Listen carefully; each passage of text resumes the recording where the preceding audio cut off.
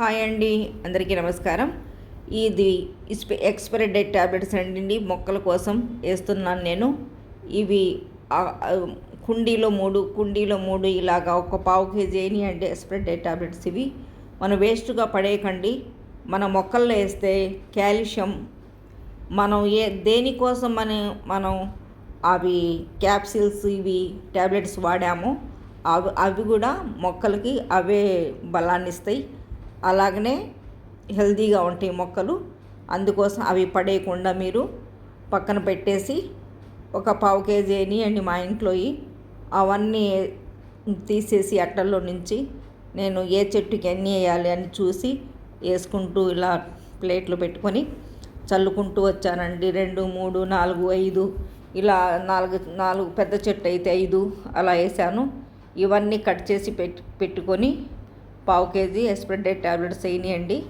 ఇవన్నీ ప్రతి కుండీలలో వేసుకుంటూ ప్రతి మొక్కలో వేస్తే కాల్షియం మనం దేనికోసం ఆ ట్యాబ్లెట్స్ వాడామో అవి కూడా మొక్కలకి అవే బలాన్ని ఇస్తాయి. అందుకోసమని పడేయకుండా నేను అన్నీ వేసుకుంటాను. ఆర్గానిక్గా పండించుకునేటప్పుడు కెమికల్స్ వేయకూడదు కదా, అందుకని ఇలా వేస్తుంటాను. మార్చి లిక్విడ్లో రేపు లేదు ఎల్లుండి మళ్ళీ కుంకుడుకాయ కషాయం లిక్విడ్ వేస్తానండి. అందులో కుంకుడుకాయ వేస్తే ఏరు పురుగు అనేది చనిపోతుంది. ఎల్లుండి వేస్తాను అది.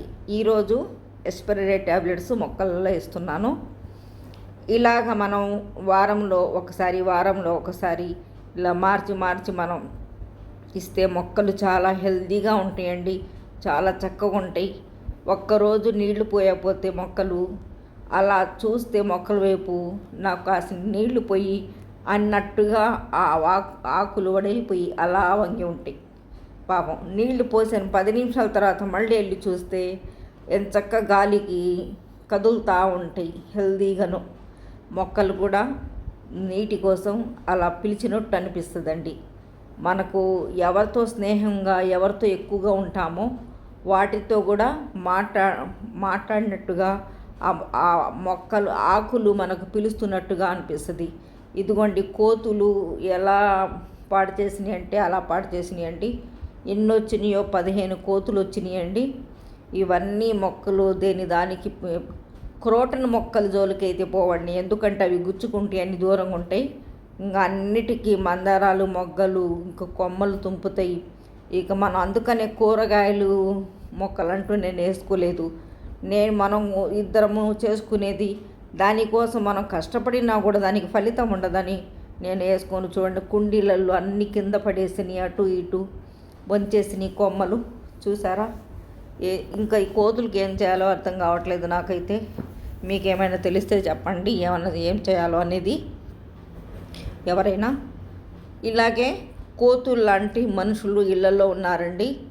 ఆ కుటుంబాన్ని ఎట్ట నాశనం చేయాలి, ఏ విధంగా చాడీలు చెప్తే వాళ్ళిద్దరు విడిపోతారు, వాళ్ళిద్దరు విడిపోతే ఎలా ఉంటుంది అన్ని తమాషాలు చూస్తూ వాళ్ళ వీక్నెస్లు బట్టి వాళ్ళకు మాటలు నేర్పి చెప్తూ వాళ్ళ శాడీజాలు చూపిస్తూ ఫోన్లు ఇక దొరికినాయి కదా, ఇంకా ప్రతి చీటీ మాటికి ఫోన్లలో చెప్తూ టార్చర్ పెడుతూ ఇలా ఉండే మనుషులు ఉన్నారండి. కోతులే నయం, ఒకందుకు కొద్ది పాడు చేసి వెళ్ళిపోతాయి. మనుషులు అలా ఉండరండి, పాడు చేసి వెళ్ళిపోరు. ఆ ఫోన్లలో ఏదో ఒక రకంగా గీకుతూనే ఉంటారు, ఏదో రకంగా మాట్లాడుతూనే ఉంటారు, టార్చర్ పెడుతూనే ఉంటారు. ఈ ఫ్యామిలీ ఎలా ఇడిపోతే బాగుంటుందని తమాషా చూసేవాళ్ళు కూడా ఉన్నారండి. అలాంటి వాళ్ళని ఒక కంట కనబెడుతూ జాగ్రత్తగా ఉండండి. మీ ఫ్యామిలీని మీరు కాపాడుకోండి. నాకు తెలిసి నేను చెప్తున్నాను, అందుకోసమని జాగ్రత్తగా ఉండండి. ఏ ఫ్యామిలీ అయినా కూడా జాగ్రత్తగా ఉంటే మన జీవితాలు మన చేతుల్లో ఉంటాయి.